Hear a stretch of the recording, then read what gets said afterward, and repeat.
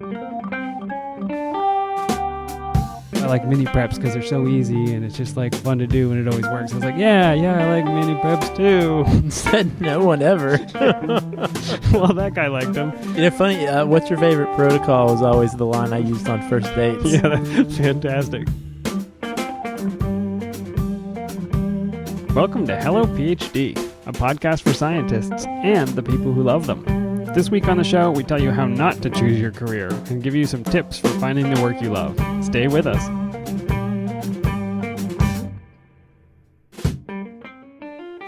And we're back. This is Hello PhD, episode 18.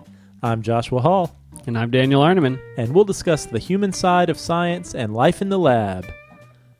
How's it going, Dan? It is going quite well, sir. How are you doing? I am doing great. I am having a wonderful night so far. Glad to hear it. Now, you have a very special ethanol for us. This is going really above and beyond, I think. I do, Dan. I had originally told you, because it's fall, that I was going to go out and get us some pumpkin beer, that we had to do it. Save it. Well, it turns out we both don't like pumpkin beer. Makes it harder to want to drink it, yeah. So, you know what? I decided, let's break out my favorite bourbon tonight. Wow. You have a small glass of something with an ice cube floating. Yeah, so this is Basil Hayden's Kentucky Straight Bourbon Whiskey. Oh, Kentucky. Nice. Your home state. Yeah, and of your college degree. And my drink of choice, I really like bourbon, so I appreciate this, Josh. I probably can't afford Basil Hayden. I like that you're sharing it with me. I'll tell you what, I had some really good friends who, you remember my birthday and your birthday was back in August, and they gifted me this awesome bottle of Basil Hayden's. Well, thank you to them. It is quite good. It is very, very smooth, very easy to drink. Little bit sweet. Yeah, I would say if you are a bourbon drinker, or even if you would like to be a bourbon drinker, you should try this, but be careful. It will be hard to go back to anything less. Yeah, the thing I like about bourbon is that, and it must come from the oak barrel, it's like that little bit of buttery flavor in a really good bourbon. And it should not burn, and you shouldn't wince, but you also should not gulp it either. So yeah, this is not my whiskey. I don't know how everybody drinks bourbon, but I don't like this is not my whiskey sour bourbon right here. Yeah, exactly. And, you know, actually, I was having some of this with a friend of mine a few weeks ago, and we tried it side by side with some Knob Creek, which is another bourbon I normally don't. Swell. Normally, on my budget, that's a good bourbon for me. And the Knob Creek tasted like rocket fuel next to this stuff. I mean, I think that is pretty good bourbon. Our poor graduate student listeners are probably cursing at you right now. Once you get your real job, maybe when you get your PhD, yeah. Tell your family and friends or your lab that you want a bottle of Basil Hayden's. Put down the ancient age, friends. That's right. If the department is paying, yeah, look for the Basil Hayden's. Bourbon has to be 51% corn. Did you know that? I didn't know that. At least 51% corn. You know, and this one actually, I know, has a little bit higher rye content, which I think contributes a little bit to that smoothness. Interesting. Well, hopefully they didn't push it too far, or it's not a bourbon. Well, I don't know. It says so on the label, but we'll see. So you read some science this week. I'm excited to hear about it. I did, Dan, and this jumped out at me because you might remember a couple weeks ago, we talked a lot about bees. Yeah, there was the productivity episode on hive-like thinking. Yes, the lab as a hive, as a beehive. And so this article jumped out at me because of two things. One, the bees, but also something else that I'm a big fan of, even more than bees, and that is caffeine. I have no idea how these two are going to go together. Well, so, have you had too much bourbon already? I don't think so, but I'll let you be the judge of that in just a minute. All right, so what these researchers did, this was published recently in the journal Current Biology, which is actually a cell journal, a cell press journal. And their article is entitled, Caffeinated Forage Tricks Honeybees into Increasing Foraging and Recruitment Behaviors. Oh, no. And so I'll tell you, one reason why this was cool to me is this struck me as the type of experiment that a 10th grade science fair student could probably pull off. Okay, so let me tell you what they did. All right, this was a team of biologists from the University of Sussex, and they set up 2 feeders, and each of the feeders had identical sugar solutions. And they trained these bees to eat out of these feeders. And so what they did then was they added caffeine to one of the feeders. And they didn't just dump a ton of caffeine, Dan, but did you realize some flowers actually have caffeinated nectar. Is that true? Apparently so. Like coffee flowers or something that I could grow here? I have to find out what exact flowers these are. If you see me eating handfuls of flowers in the morning, you'll know why. That's right. So what they did was they actually added caffeine in the concentration that would be found naturally in whatever these magical caffeinated flowers would be. And it turned out that the bees, over a 3-hour period, would return to the caffeinated feeder much more than the non-caffeinated. Okay, so they were mimicking some biological process to understand that particular flower. They weren't just trying to like jack up some bees so they made honey faster. Yeah, and that would be fun, but apparently this is a real thing. When you first talked about this is my fear, is that beekeepers across the world were going to try and increase bee output by just caffeinating everybody and hurting the bees. Oh yeah, Fred, we messed up them bees. Yeah, I mean, we've already got colony collapse disorder. Like, leave the poor bees alone. Those bees are buzzed. Yeah, they are. So anyway, Dan, but it gets cooler than that, because what they did was they actually went and observed the bees in their hive, and specifically they checked out their waggle. Oh, the dance. The dance. So apparently bees, if they discover a quality food source, will do a certain amount of dancing. Some people do that too, technically. That is true, in proportion to the quality of the food they just found. Okay, and they were excited about this caffeine. Well, what happened was the caffeine actually caused the bees to overdo it. They would get a little extra excited, and they would oversell the quality of the food source. That guy, yep, the guy who gets too drunk, and instead of dancing and looking cool, he's like falling on the floor. Exactly. So remember, Dan, the two feeders had identical amounts of sugar, but the message the bees went back and gave to their friends was, dude, you got to go try out the Starbucks on the right.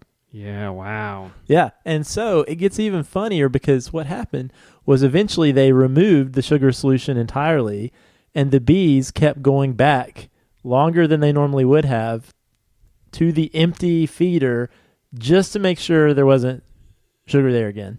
This explains so much of my mornings. That's right. I think this is telling us something about why Starbucks is so popular. Yeah, I hear we've got this cool coffee pot at work that grinds its own beans inside the machine and makes the coffee all at the same time. Oh, and you probably hear that sound. Yeah, you hear it, and your ears perk up, and then everybody makes a beeline to the coffee machine. Well, the quote from the article, which was sort of the punchline, was, overall, caffeine causes bees to overestimate forage quality, tempting the colony into suboptimal foraging strategies, which makes the relationship between pollinator and plant less mutualistic and more exploitative. This explains why my employer provides coffee, and why I always think my work is better after I drink it, but it probably isn't. Gee, Dan, that must sting. Ah, wow, okay. The puns must end. That is fascinating. And if you want to learn more about bees, we will post the link to the article on the show notes. Excellent, sir. So, Dan, what are we going to talk about this week? Well, you have been asking, and I'm sure the listeners have been wondering what the heck I'm doing on this program. Yeah, Dan, this is something, and I've been bugging you about this for a while. I feel like, we've been at this now for over 4 months now, and I feel like I talk a lot about my path and the things that I do in academia, but I know the listeners really want to know, what is this Dan guy? What's his deal? Yeah, well, I am ready to tell it because you have plied me with your high grade bourbon. As you know, and the listeners will soon come to find out, graduate school was easily the hardest part of my life so far. Hopefully it doesn't get any harder than that, but it was really a bad, dark time for me, and I know that is probably the case for other people who are listening. The good news is, the light at the end of the tunnel is, I have found a new thing to do, and I get to build on all the stuff I learned in grad school. And so I thought I would tell that story and use that as the example of what you shouldn't do and what I know now and what you should do. Yeah, and that is something we always want to accomplish on the show, and that is, if somebody else has made mistakes before you, why not learn from them rather than make the same mistakes yourself? Mistakes, I've made a few. Yeah.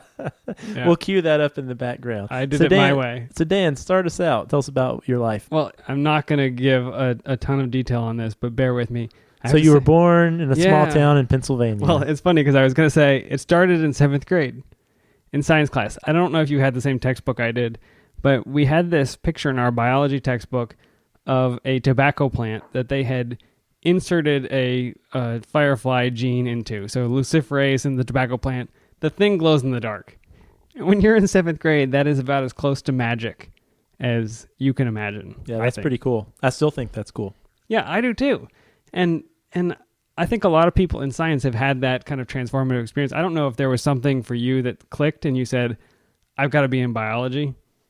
Yeah, I think it was just DNA, the idea that there was this information that made us who we are in so many different ways that you could actually read and understand and make predictions and change. It was just very fascinating to me. Yeah, I hope people out there listening, if there was some moment where you're like, yeah, I've got to be part of that, and I don't know how young you were or how old you were, tweet it to us, because I would love to hear what it was that caught you. I think for everybody, it's some notion that I'm going to cure a disease, or I'm going to help somebody out, or I'm going to figure out why this bacteria causes this thing. I don't know.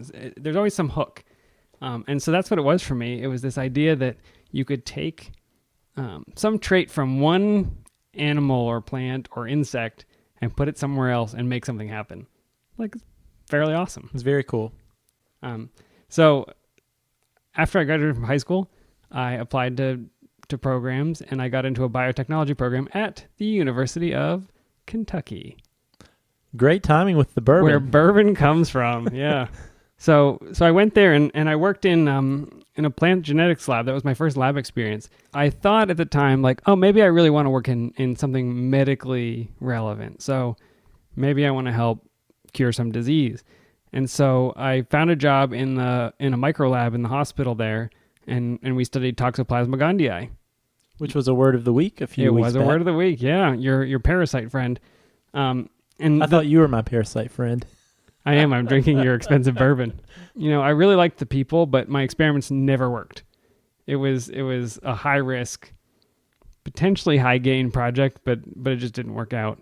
So how did that make you feel?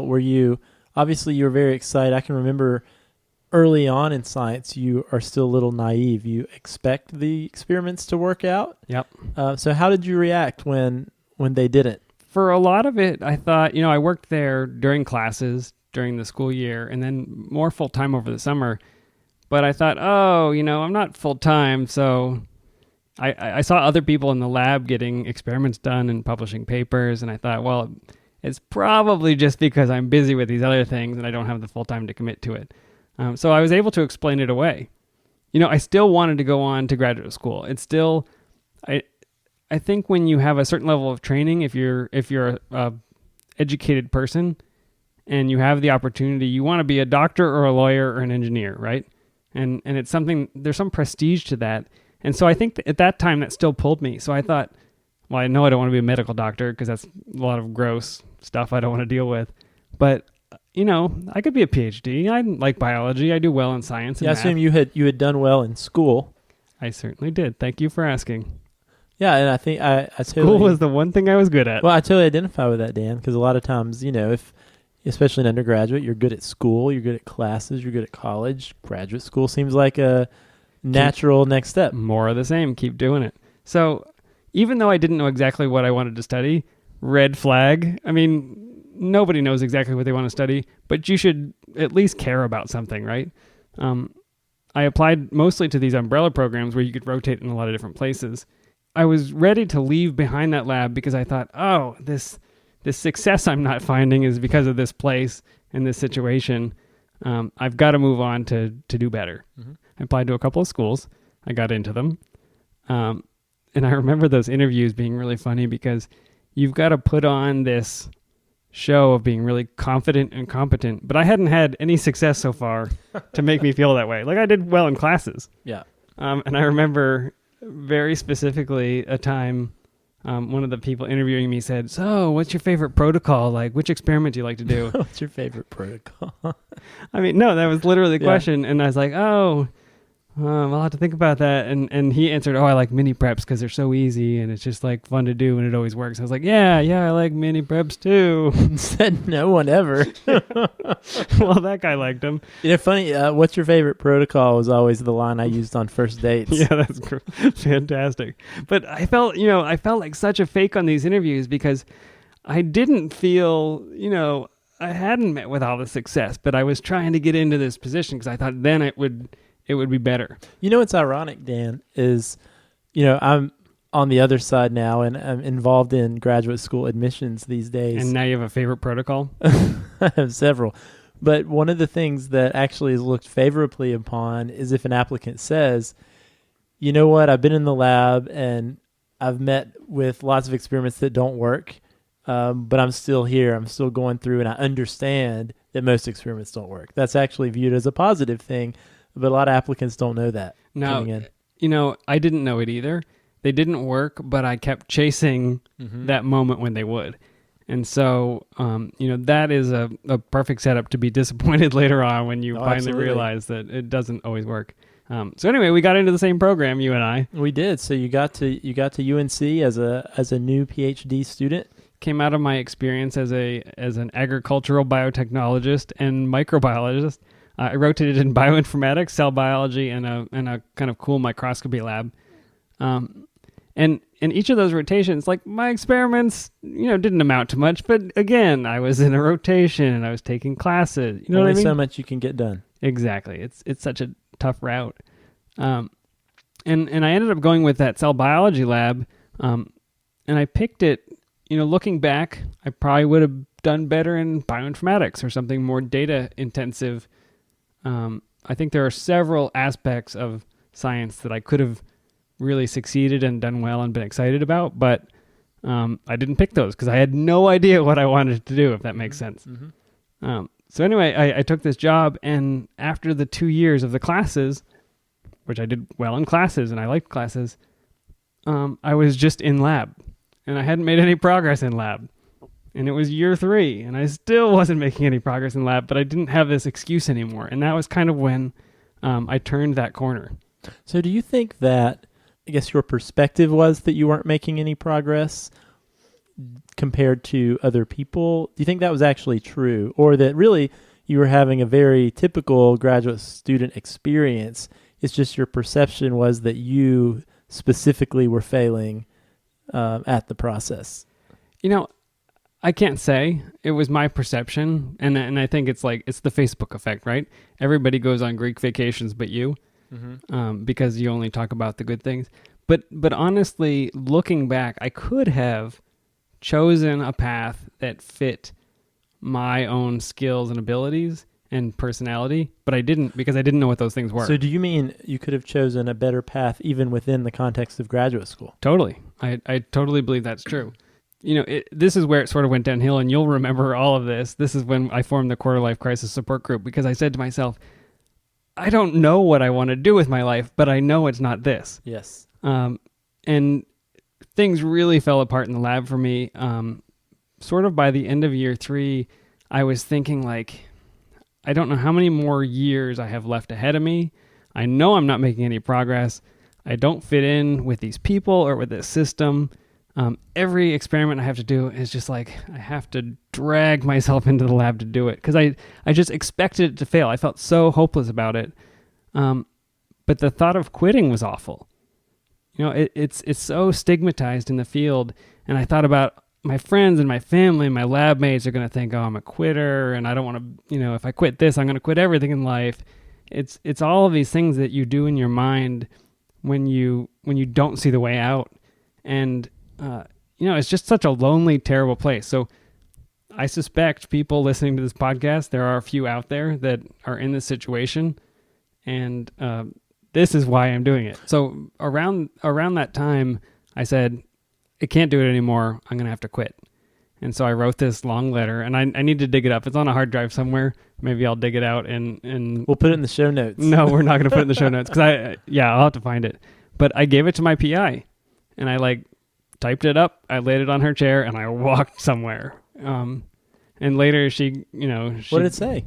The gist was that I got into this thinking it was going to be this one thing, and in reality, it was something totally different. So I think in my mind, the things I was really drawn to were the idea that I could apply these cool things that life did, put them together, and make something new. So you put the firefly in the tobacco, if we could put toxoplasma into a cancer cell, or if we could, there are ways to transform these traits into some application.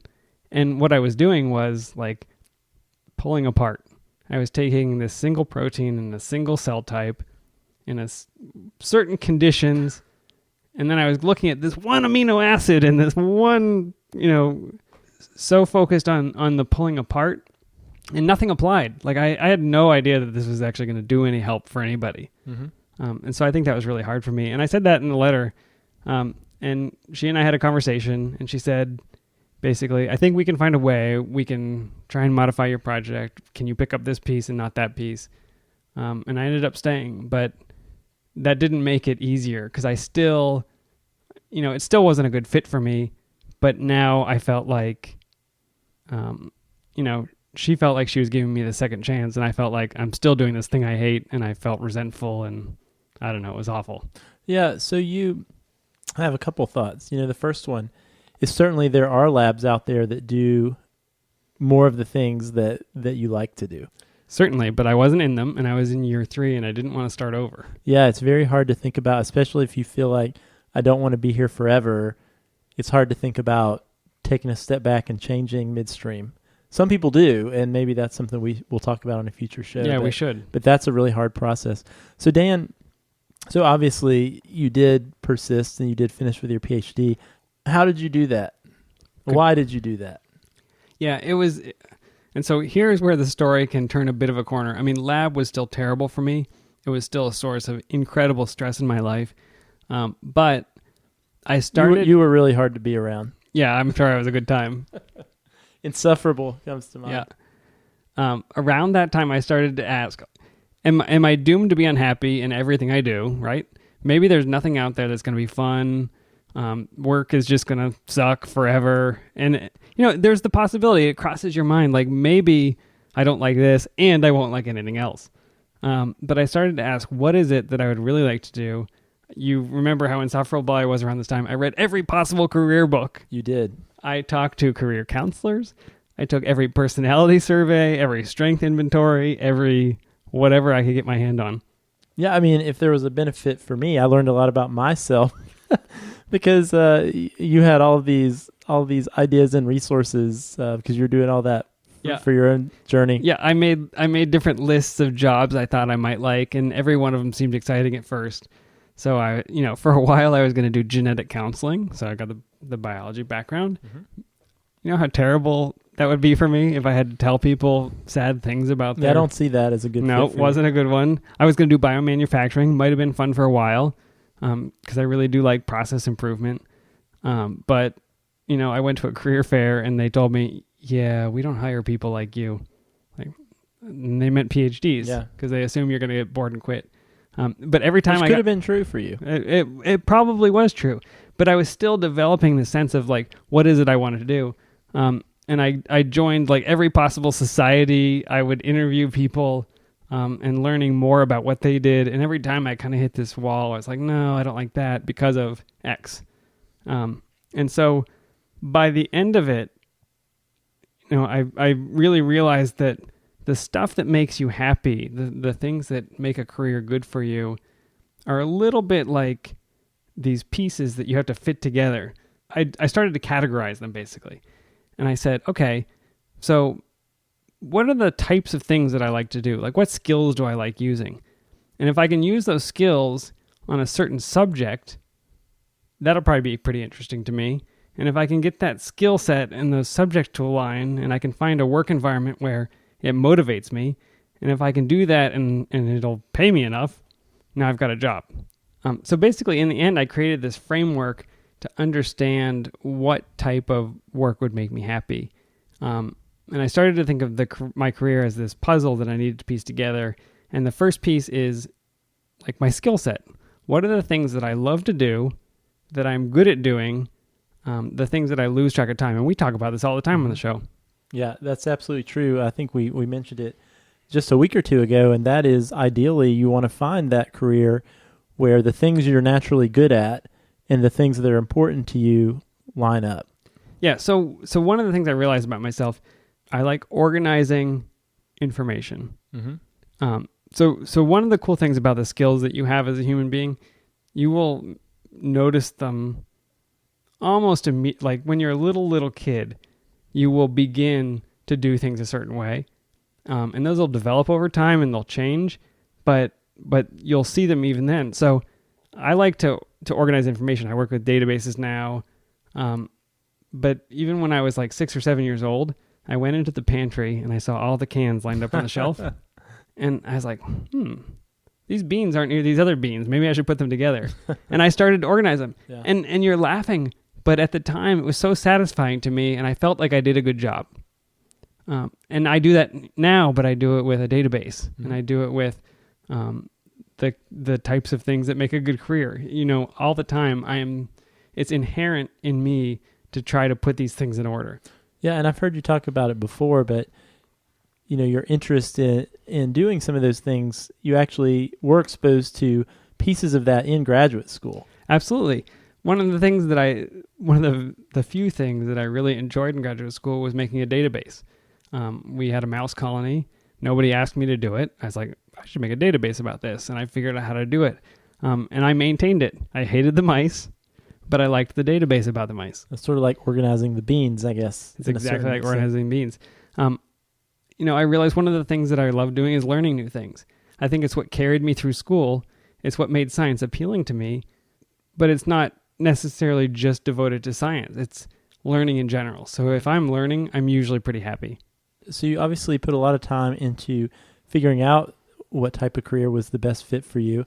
So tell me a little bit about, you got to the point where you were finishing with your PhD, and I happen to know that your first job after your PhD was very, very different. It was not an academic research position at all, but something very different. How did you get that position, and how did you sort of take that leap into something very different? Yeah, I'm glad you asked.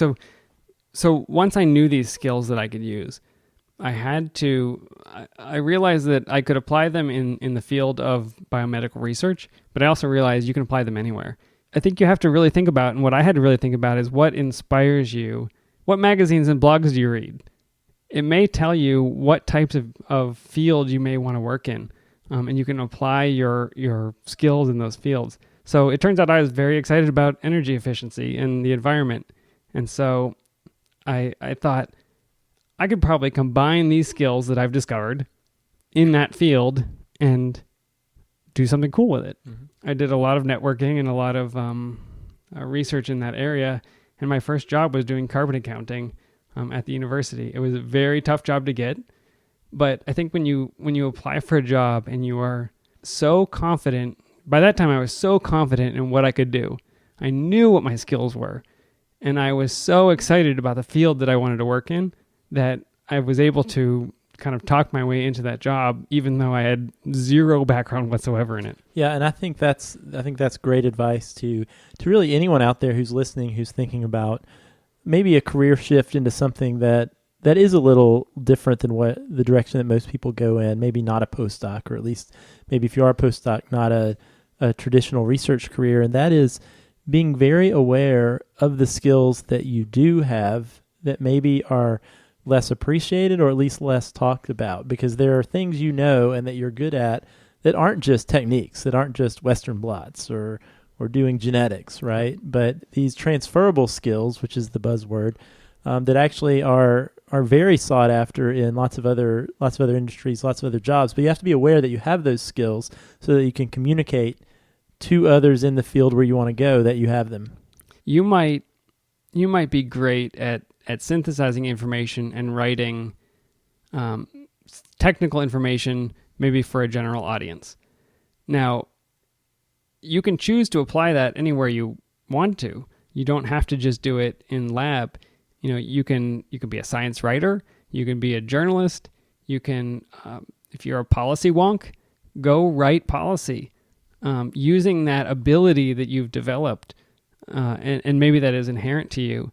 And I don't know, it is so flexible to be able to mix and match these skills with different fields that kind of work for you, as long as you're willing to see that big picture, basically. So then, Dan, how did you feel? So you were, you very much felt like a fish out of water during graduate school. So then, you get out of graduate school, Yeah, and now you're in this very different world, this very different position that you got to through a lot of self-reflection and a lot of networking and a lot of effort. So how did it feel day to day once you were out of the research world and in this new place? It didn't feel like work. I looked back through some old emails of the time before I had graduated, and they were so down and so negative. And then I saw a couple emails after I had gotten out, and somebody asked me like, "How's the new job?" And I think people kind of considered me a weirdo for leaping out of it. But I wrote, it's really exciting, and I go home and I have more energy. I'm not drained. I'm not tired. I'm not beat up. Like, I'm even more excited about the next day. And I have to say, for all of the lack of results I had in the first, I don't know how many years of my scientific training, in the first few years of doing this other job, I was invited to speak at events. I was keynote speaker at several things. The local NPR station called me to interview me about something. I was in newspaper articles. The work that I was doing was being noticed, and it was because it was an expression of what I loved.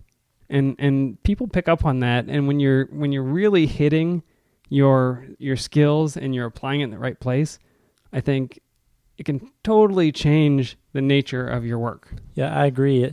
It's where you reach a point that the work feels easy, and if that passion is there, that's what people are drawn to. People can see that. Yeah. And so, I guess, Dan, what advice would you have then for certainly graduate students or postdocs who are listening right now, who maybe are where you were, who they're going into lab day after day, but they really just know deep down, this is not what I want to do. This is not what I'm made for. This doesn't fit me, but I don't know where else to go. I don't know what else to do. Yeah. So just first of all, know that there are other people that feel that way and have felt that way.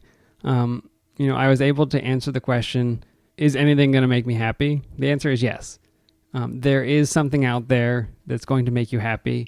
And my advice is to start working on it now. I don't mean quit your job. I don't mean, sell your house and move somewhere. I mean, start thinking about these things. And we should do a show on how you figure out what your skills are, and a show on how you find out what field you want to be in. And some of the other aspects we talk about that make you happy in your career. I've heard the quote, the best time to plant a tree is 10 years ago. Mm-hmm. The second best time is today. And so when you're looking at, I made all these choices and now I'm stuck, you're not stuck. When you're 80, you're going to say, I wish I had started when I was 40. Mm-hmm. And when you're 90, you're going to say, I wish I had started when I was 60. So wherever you happen to be today, start working to understand what it is you want to do, because you can change it. And once you find that perfect kind of matchup of these pieces, all sorts of good things happen. Yeah, I think that is great advice, Dan. That was a great story, and I hope there was a lot. Terrible story. I mean, it turns out all right. No, it is a great story, and here's why, Dan. And I was thinking about the present, right? And I know the past we both went through, going through the training process and those challenges, but the fact that both of us can say, having been through those challenges, that today on the other side we're both in careers, in jobs, in situations where we're excited about what we're doing, we're enthusiastic, but at the same time, we didn't just say, well, that time in graduate school was a complete waste, right? We can look back on it and say, yes, it was challenging. I learned a lot about myself that maybe that wasn't for me, but there actually were some things I learned and some things I got out of it that I took with me. And a lot of it was just opening our minds to the breadth of avenues that were available and the breadth of skills we were actually getting that people don't explicitly tell you when you're on the inside. And so graduate students, postdocs, if you're out there listening, you're thinking about your career, it is okay to put the pipeheaders down and take some time, devote some energy into thinking about who you are, what you're good at, what you're interested in, and what careers are a match for that. And maybe that will involve reading books, taking surveys, or just getting out there and going to conferences outside of your field. going and meeting people in your community outside of science or outside of cell biology or whatever it is that your lab goes to, right? But really just putting yourself out there, and some of the things will stick. But I imagine, Dan, I've heard you say this too, you might spend 75% of your time talking to people that are doing other things you don't want to do, but that's okay as well. I am not a genetic counselor today, but I spent plenty of time exploring that career, yeah. Dan, one thing I know about both of us is we're both very passionate about helping other people follow career paths that are good fits for them. And that's one of the big reasons we wanted to start this podcast, was a way to talk about some of these things that we went through, like some of the things that you talked about today, to help people who are going through the process now get to where they want to go. And so I know a lot of the things you mentioned and a lot of things you talked about probably are spurring questions or specific situations our listeners are going through. So I want to encourage all of you out there, if you have specific questions unique to you or things you would like elaborated on having to do with career path or figuring out what your skills are, what your interests are, certainly let us know what those are. Feel free to email us, podcast@hellophd.com, or tweet, Facebook us, and we would love to talk about these things more on the show. Awesome. Let us move on to the etymology puzzle of the week, if we could. Word of the week. Last week's clue was a spooky one for Halloween. It was, though it may be beautifully decorated, don't lie down in this ancient limestone box. It will eat your flesh and leave only bones. I have good news. I think I know it. Was it too obvious? Should I have made it harder? Well, my first thought was coffin. Okay, yeah. And then I was like, wow, On the that right doesn't track. seem right. So then I thought, Rarely limestone coffins, but possible. well, I thought bones. I was thinking sarcomeres. Wow. I Look at thought- you. Eat. I know, like phagocytosis, Yeah, you got it. You got all the parts. sarcophagus. That is exactly it. Yes. And I included the beautifully decorated in there, since that's what we think of when we think of Egyptian sarcophagi. I think that's the plural. But literally, sarcophagus, flesh eating. And one of the fascinating things about this is this sarcos, it is the same root for sarcasm. I was just going to ask that. It is exactly what it is. So it's this flesh-rending humor that I use so often is the same root word. But I think it's pretty cool. Like, I always heard the word sarcophagus, and I never thought about what it meant. I just thought that box was called a sarcophagus, like, end of story.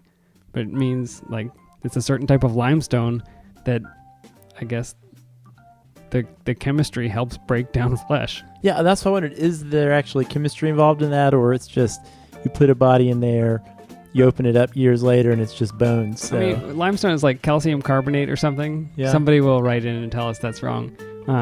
But yeah, I think the chemistry of it is, it actually helps to absorb and break down the flesh. Fascinating. Gross. That was a good one and timely for Halloween. So, Yeah, that Dan, was the idea. what do you have for this week? Okay, the clue this week, and you're going to hate this. Peanuts grow underground, but pre-nuts are from what entirely different kingdom? I will read it again. Peanuts grow underground, but pre-nuts are from what entirely different kingdom? And you are making a very funny face. Remember, I am looking for a scientific word described by the clue. And once you get it, you'll find the literal meaning of that science word is a phrase in the clue itself. If you think you know the answer, email it to puzzle@hellophd.com. I'll randomly select a winner from all the correct responses and send the lucky puzzler an Amazon gift card. That one struck me as funny. I will not send them any pre-nuts. Thank you. I'm sure they will appreciate that. You're welcome. Dan, that was a great show. Thanks for opening up and sharing your story. I know a Well- lot of people have been asking and wondering about your story. Luckily, I had plenty of Basil Hayden, and I have no idea what I just said. Hey, if you guys are into bourbon, definitely check out the Basil Hayden. We've enjoyed talking to you this week. I really enjoyed learning more about my good friend Dan. If there are questions you have or you want to share your story, feel free to email us, podcast@hellophd.com. We'd love to talk to you on the show. Send us a tweet if you have ideas for an upcoming show. We're at HelloPhD, and we will look forward to being back with you next week. Watch out for the caffeinated bees.